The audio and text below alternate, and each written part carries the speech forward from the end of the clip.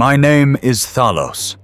To save my wife and child from the furnace of the light tyrant Solaris, I sold my heart to the scorpion queen Selkatis in exchange for an imperishable obsidian body. I crushed his armies. I walked through a sea of fire. I laid my hand on his throat, but I failed.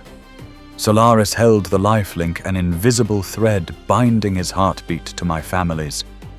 When he hurt, they hurt. If he died, they died. I was defeated not because I was weak, but because I couldn't strike.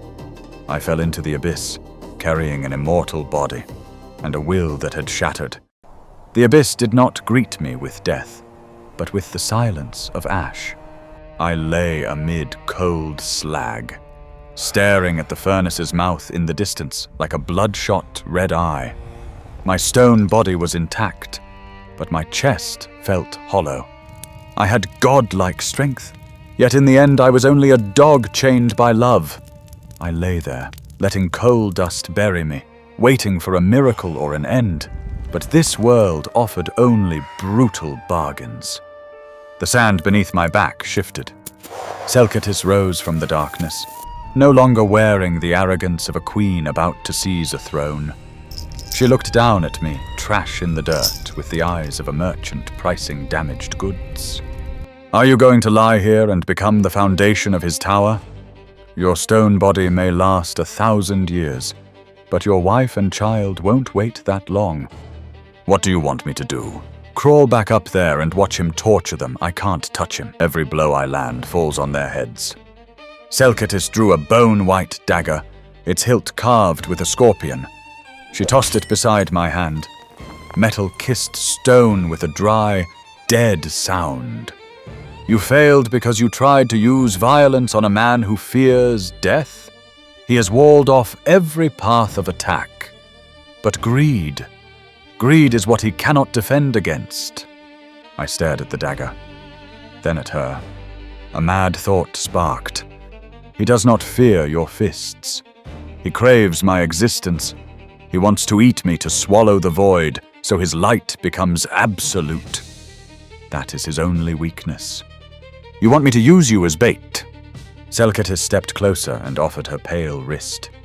No, I want you to take me. Bind me. Beat me if you must make it look real. Bring me up there and present me to him like a piece of merchandise. Tell him you're tired of being used, that you'll trade my life for your family's freedom. A shiver ran through me, not from fear, but from the cruelty of it. She was willing to turn herself into an offering, to turn me into a filthy traitor, just to get close enough to him. This wasn't an honorable war. This was the fight of beasts trapped against a wall. And if he kills you on the spot... Selkatis laughed, cold as iron. He won't kill me. He's too proud to destroy an eternal source of power. He'll try to absorb me. And the moment he opens his soul to receive, that's when he's most vulnerable. I will seal the link for 3 breaths. Only 3. Thalos, can you do it? 3 breaths. Enough for a heart to stop, enough for a head to fall. I rose, shaking off ash. I picked up my old slave chain, the one shackle I thought I'd escaped. Now the only weapon that still mattered. I looked at Selkatis one last time. In her amber eyes there was no fear, only a gambler's all-in stare. I snapped the chain across her. Selkatis didn't dodge. The iron coiled tight around her wrists and ankles, biting into skin, raising bruised red welts. I didn't hold back. To deceive a god, a lie had to be written in real blood and real pain. I yanked hard and forced her to her knees. I'm sorry, but I need them alive. Selkatis leaned close, whispering through clenched teeth. Don't apologize. Perform it well. Don't let him see even a drop of mercy in your eyes. I hoisted her onto my shoulder like a sack. The cold of my stone bled into her. The cold of her scheme bled into me. 2 monsters climbing toward the sky to kill a king. I climbed the sheer wall of the furnace. Every grip was a silent oath. I would become a traitor, a liar, the lowest, dirtiest creature in the world, so long as when the sun set, my wife and child would be free. At the top of the tower, Solaris waited for his victory.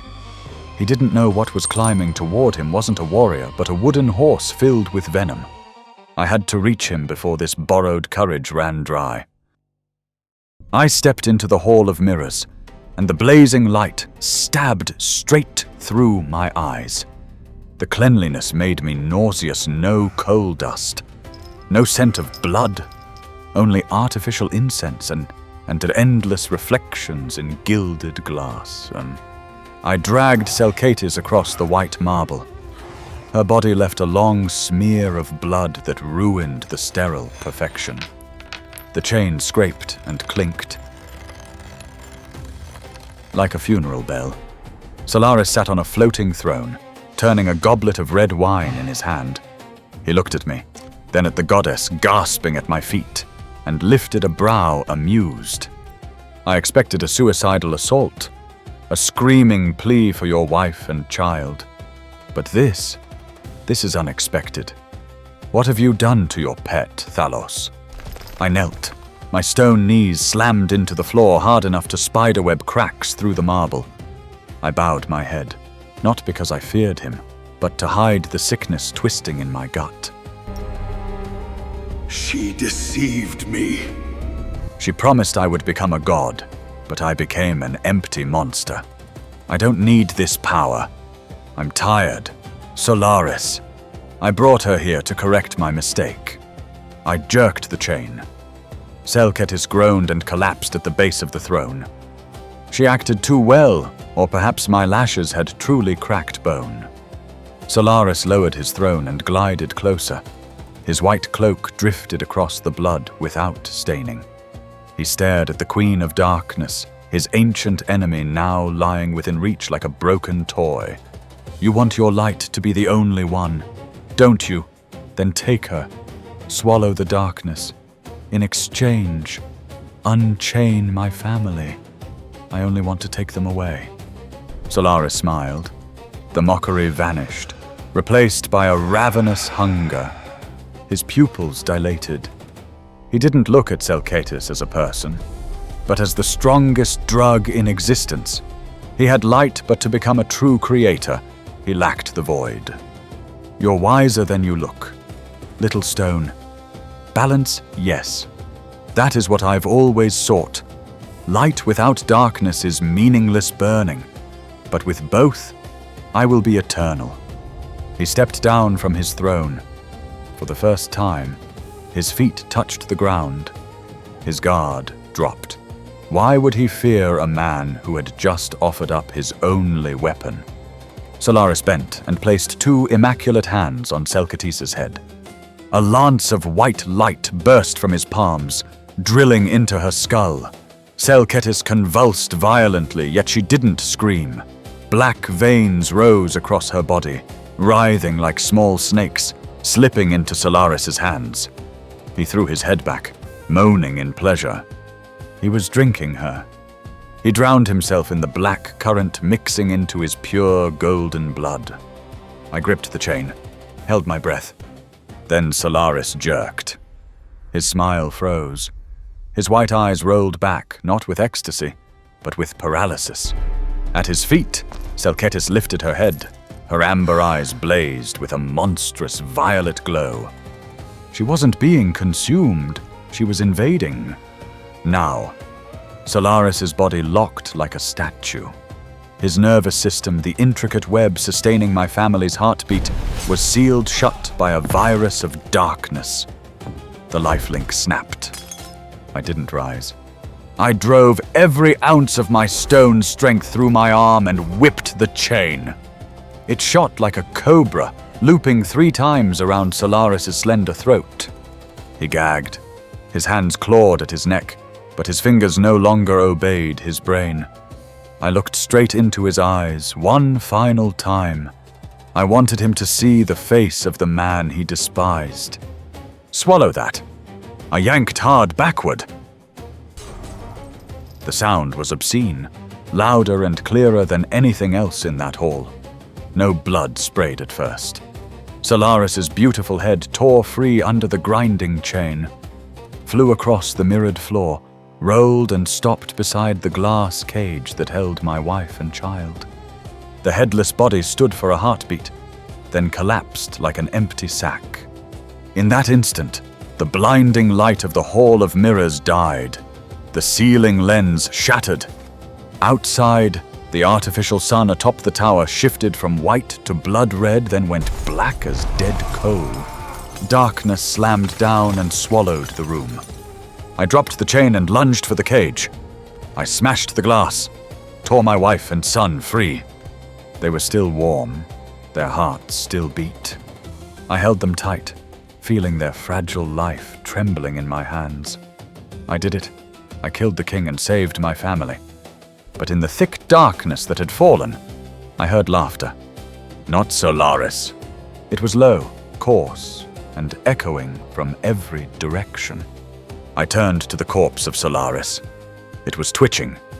From the pool of black blood where his head had fallen, a colossal shadow slowly rose larger, more twisted than any nightmare. I turned off the sun and forgot that darkness is where monsters hunt. Felt it slide across my stone skin, slick and cold like a reptile's tongue. Selkatus's laughter faded, replaced by a sickening. The sound of bones expanding, armor tearing through flesh as it forced its way out. From Solaris's body, the colossal shadow rose until it brushed the ceiling of the Hall of Mirrors. No longer a seductive woman. This was the true Scorpion Queen, a giant human torso with skin black and glossy as crude oil. And beneath it, segmented legs, razor-jointed, ripping the marble apart. Two massive pincers crushed Solaris's throne like an eggshell.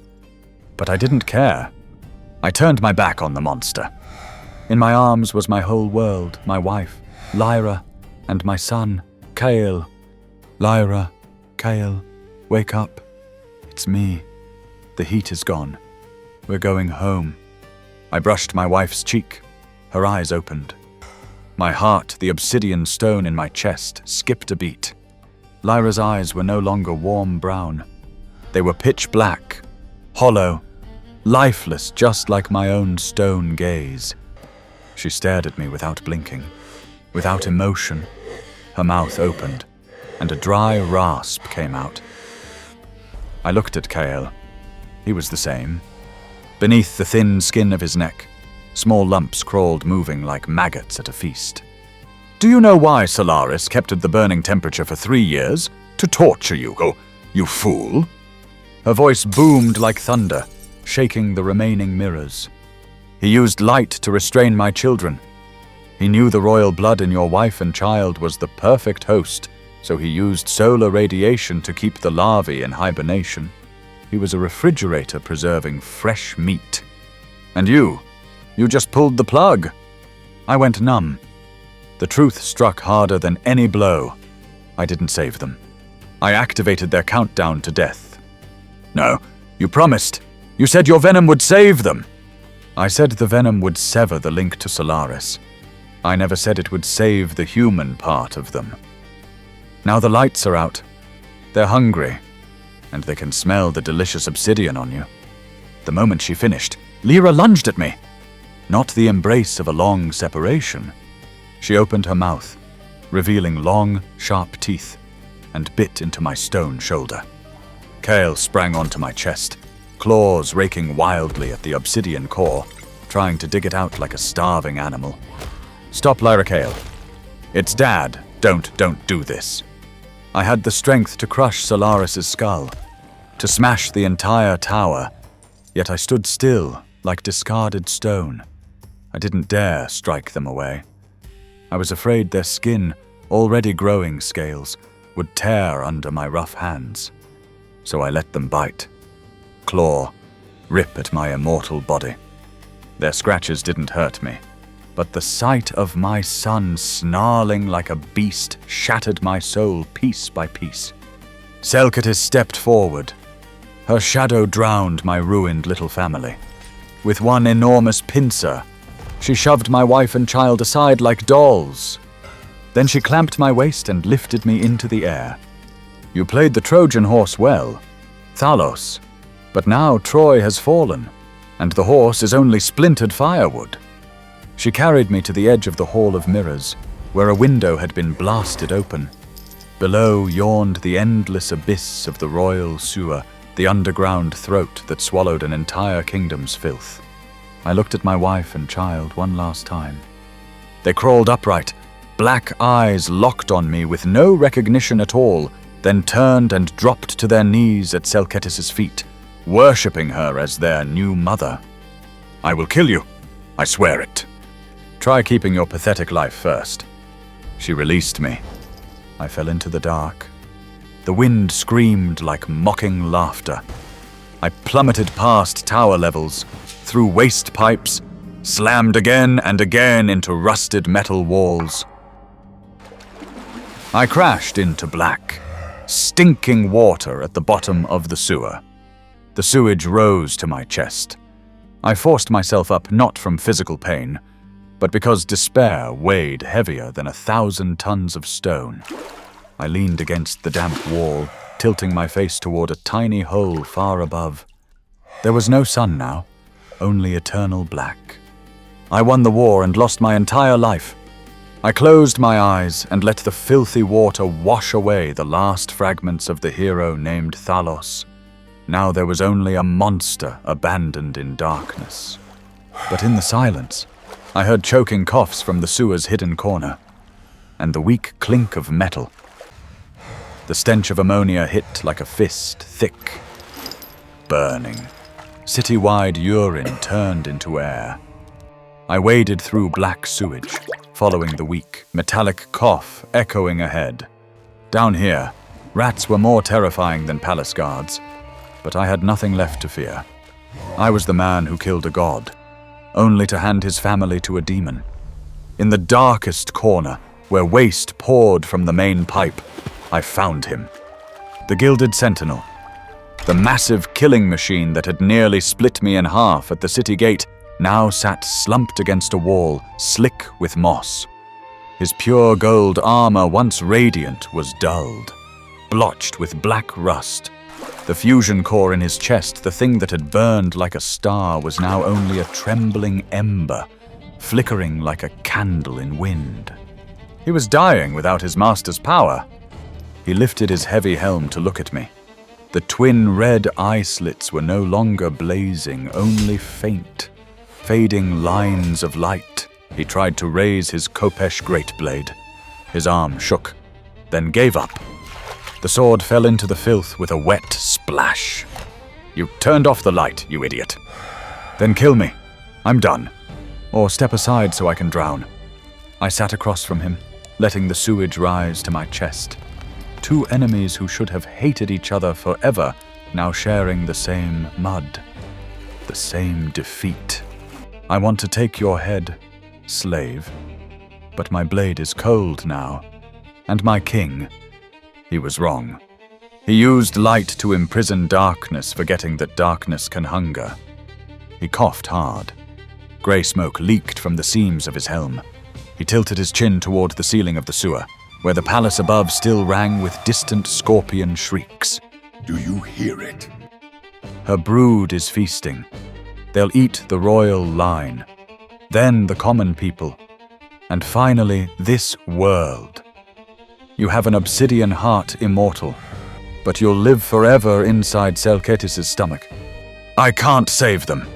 I tried, but I can't strike my own wife and child. You can't strike, but you can heal. They aren't dead, only parasitized.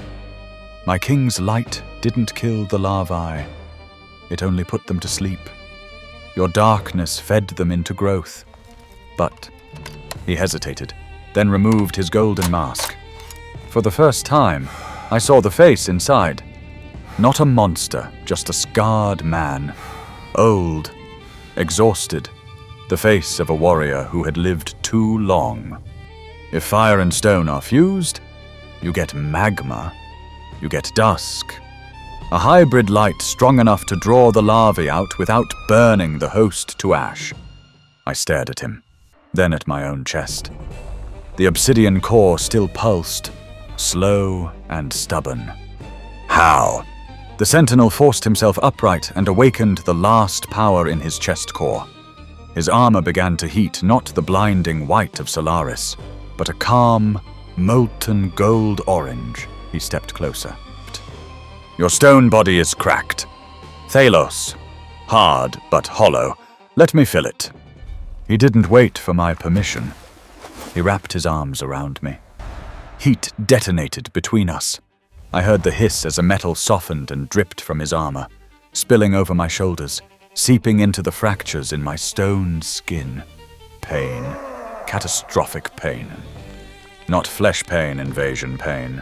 Liquid gold, like acid, sank into marrow, sealing damage, reconnecting severed channels of energy. The sentinel roared, pouring everything he had into the fusion. His armor melted, becoming one with my obsidian body. Don't let this fire die. Thalos, this is the last inheritance of the Sun Dynasty. Use it to burn that cocoon nest to the ground. His voice dwindled, then vanished. The weight on my shoulders disappeared. An empty shell of armor clattered into the sewage. The sentinel was gone, his body converted to energy and dissolved into me. I stood. Steam rose around me as the sewer water boiled in my wake. I looked down at myself. My dull gray stone was now traced with brilliant veins of pure gold, running along muscle like kintsugi art. The obsidian core in my chest was no longer pitch black. Deep inside it, a golden flame smoldered. I clenched my fist. Warmth flowed into my fingertips, not Solaris's annihilating heat, but the heat of protection. I lifted my gaze toward the manhole above. No longer a slave of darkness, no longer a puppet of light. I was dusk, and dusk is when the Avenger goes hunting. I climbed back up into the Hall of Mirrors. It was no longer a palace. It was a stomach. The gold walls that had once shone now wore thick organic membranes, slick, pulsing, breathing. The noble scent of incense had been replaced by the sharp stink of serum and rotten eggs. I walked forward, my boots sinking into wet slime. Newborn scorpions the size of calves crawled along the ceiling, hissing when they saw the golden glow leaking from the cracks in my body. I swept my arm. A wave of golden fire tore across the air, turning them to ash. The sentinel's power surged inside me, feral and proud. It wanted to burn everything. I held it back. I didn't come to destroy. I came to steal back what was mine.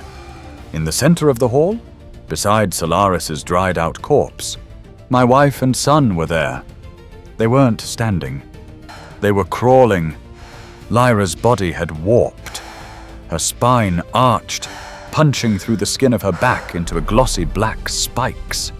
Her once soft hands were now covered in hard scales, her fingers curved into talons. Kael curled beneath his mother's feet, his small mouth split wide to his ears, revealing jagged teeth like a piranha's jaw. They were chewing on Solaris's remains. My chest tightened. But this time there were no tears. Only magma. Lyra. Kael. It's me. Lyra raised her head. The black eyes, no white, stared straight through me. No recognition, only the territorial instinct of a mother beast. She shrieked, then launched herself at me faster than sight. Her claws drove into my shoulder. In my old stone body, my shoulder would have shattered, but the new gold stone alloy was harder than diamond. Lyra's talons skidded across my armor skin, throwing sparks. I did not strike back. I opened my arms and absorbed Kael's headbutt into my abdomen like a hammer. He bit into my side, trying to tear through the gold plating for fresh meat. Bite me. Eat me. But don't let them eat your souls. I tightened my arms and pulled both of them into my chest. They fought like demons hit with holy water, clawing, snarling, thrashing. I closed my eyes and focused on the obsidian core. Pull, not blood. Pull the filthy thing controlling them. I reversed the current of energy. At the same time, I awakened the Sentinel's flame. Burn, not flesh. Burn the darkness rooted in their bones. Pain ripped through my mind. It began with Lyra. From the black pits of her eyes, thick tar-like fluid poured out, but it didn't fall. It hovered, then streamed into the opening in my chest. It wasn't liquid. It was millions of microscopic larvae. They were migrating. They sensed the abundant void power in my heart and abandoned the old, weakening host. Then Kale. My son vomited violently into my chest. A writhing knot of black worms flooded from his mouth, looped around my throat, then drilled beneath my stone skin into my bloodstream. It felt like acid being injected into my spine. I roared and did not let go. Come to me! All of you! I'm your home now! My body began to change. The golden veins in my skin darkened, stained black by the flood of larvae. My shoulders swelled with misshapen growths. A small scorpion tail tore through my back and pushed into the air. I was becoming a living cocoon housing every plague meant for my family. In my arms, Lyra and Kale began to go limp. The scales fell from Lyra's skin like dead leaves, revealing warm human flesh underneath. The blackness in her eyes dissolved, revealing white and the familiar brown iris. Lyra whimpered and collapsed against my shoulder, breathing weakly, but steady. Kale curled in on himself, returning to the shape of a sleeping child. I dropped to my knees. My legs couldn't carry my body anymore. I was a swollen, warped mass of stone flesh. Black blood seeped from every pore. But the Sentinel's golden fire still burned inside me, forming a cage that kept the larvae trapped. Gently, I laid my wife and child on the floor and used my last strength to push them away from my infected body. I stared at my hands. They had become monster claws. In a broken shard of mirror, my reflection stared back, distorted and wrong. I was no longer Thalos. I was a walking nest of disease. Slow applause echoed from the great doorway. Selkatis stepped in. She had returned to her alluring human form, yet the scorpion shadow behind her still loomed like a sky-devouring god. How moving. You cleaned my food for me. And now you've turned yourself into the perfect main course. An imperishable body filled with the power of the void and Solaris's flame. Do you know what I call that? She smiled an impossible smile that split her beautiful face to the edge of the jaw. The Holy Grail. I forced myself upright. My body was heavy, screaming with pain, yet my will had never been clearer. I was not food. Come take it, witch. But be careful. This Grail is hot. My eyes flicked upward toward the giant solar lens suspended at the tower's crown, the weapon that once roasted me. Now it would become the grave for everything. Now it would become the grave for everything. The air shrieked like a kettle about to burst. The Sentinel's golden flame howled to incinerate the black larvae, while the larvae gnawed like madness, trying to swallow the fire. My skin cracked open, revealing ash-gray glowing flesh beneath the color of annihilation when light and darkness erase each other. Selkatis lunged. She abandoned all calm. She wanted the Holy Grail body with a hunger bordering on insanity. The colossal scorpion shadow snapped into her human frame, merging into one, turning her into a drill of meat and bone aimed straight at me. Give it to me. That perfection is what I've sought for thousands of years. She slammed into me. Needle-sharp legs punched into my shoulder, my thigh pinning me to the floor. She opened her mouth, teeth like blades, aiming for my throat to pour her consciousness into her new host. I didn't dodge. I didn't push her away. I spread my swollen monster arms and locked her into an embrace. A lethal hug. My clawed fingers sank deep into her back, through silk, through flesh anchoring her spine against my chest. You want perfection, then let me show you how it ends. I roared and unleashed every last reserve. Not to pull in, not to push out. I triggered overload. I compressed the Sentinel's golden fire and the obsidian void into a single point. The heart. I dragged us both backward toward the tower's edge, where the giant solar lens still hung the crystal bowl that had cooked me alive. Selkatis realized my intent. Her eyes widened in horror. She thrashed, her scorpion tail whipping into my back, punching through lung and flesh. But I did not release my grip. My body was going numb. Only willpower still moved. Come with me, Queen. I threw myself backward. We fell out of the Hall of Mirrors and into the belly of the solar lens. The moment my back hit the lens's crystal surface, I released the restraint on my heart. Womb. No deafening explosion. No roaring fireball. Only a deep, low vacuum sound, as if the air had been sucked out of reality.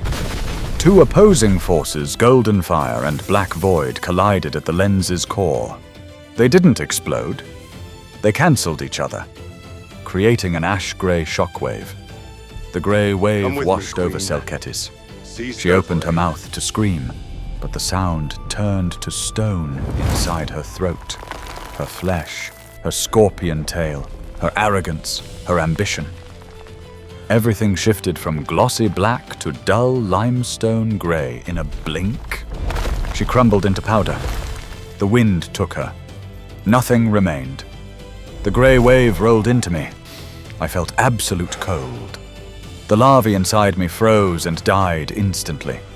The golden flame in my heart solidified. My legs turned to stone, then my abdomen, then my chest. I looked one last time toward the Hall of Mirrors floor, where my wife and child lay sleeping in peace. The grey wave touched only me and Selkatis. It did not touch them. They were safe. My arms hardened in the shape of an embrace, my neck petrified, my vision dimmed and locked onto a single point. The sky. The eclipse was breaking. The sun was rising again. But no longer harsh like Solaris's rain, and no longer devouring like Selkatis's night. It poured down a pale gold light, gentle, quiet, merciful. My awareness faded. I did not die. I simply stopped. I became part of the tower, an eternal stone guardian standing between heaven and earth. Many years later, the once gilded palace was now buried in moss and vines. No one lived there anymore, except the desert wind. A young man with bright brown eyes climbed the ruined stairs. He stopped before a strange structure blocking the entrance to the Hall of Mirrors. It was a colossal statue, 5 meters tall, rough and weathered. It depicted a man with a monster's body, arms spread wide as if to embrace the world or shield something behind him. The statue's surface held 2 interwoven colors, pitch black stone and veins of gold running through it, like blood. The young man placed a warm hand against the statue's cold chest. "I've come back." "Father," he whispered. The wind passed through, carrying sand away. The statue remained motionless, mindless stone. But deep inside that thick shell, where there should have been nothing at all, a tiny spark of gold trembled and flared. Thump! One single heartbeat, weak but stubborn, echoed through the silence of eternity. So that's where Thalos's journey ends, from a chained slave to the eternal statue of dusk. A tragic ending, but a heroic one. Right? Truthfully, this has been a passion project for me and my team, built with a lot of heart, working alongside AI, since it's part of our first steps in blending technology and storytelling. There will definitely be things we can improve. If you noticed anything that felt off, or a moment that hit you the hardest? Tell us in the comments. I read everything, and I genuinely value every piece of feedback. And if you noticed that final heartbeat inside the statue, do you think the story truly ended? Or was that the beginning of a new generation? Kael's generation. If you want to see part 3, or you want us to explore more of this world, please give this video a like and hit subscribe. Your support is the only thing that keeps the fire in our hearts burning. Thank you for listening. See you in the next stories.